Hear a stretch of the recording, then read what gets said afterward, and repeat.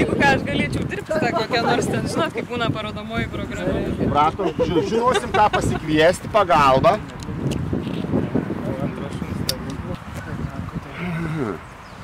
Oho, kiek čia kilogramų?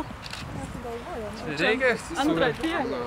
Galėjome mes visiems, čia faktiškai davai. Paleisk, jūsų veiksmai bus tokie, kai aš pasakysiu, ne? Į mane žiūrėkit. Rankas, štai. Bet neatsisuk. Juokinga labai, kaip tai nebūtų. Malonė.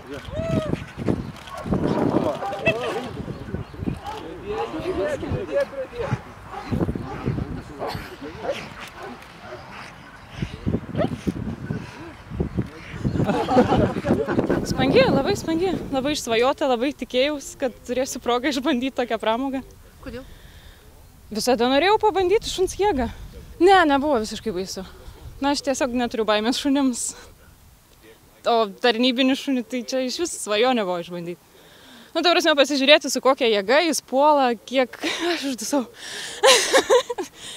Kiek jis tos jėgos turi, nu, nežinau, kiek įmanoma galbūt būtų pasprūkti, man visada labai smalsu buvo. Aš bėgau ir laukiau, kada jau čiaps, tai nežinau, smagu labai, bet tikriausiai nusikaltėliui baisu turėtų būti.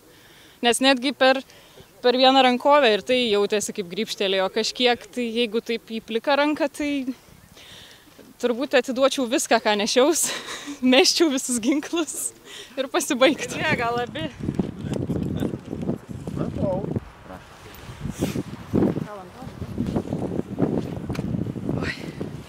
Kur mano įranga?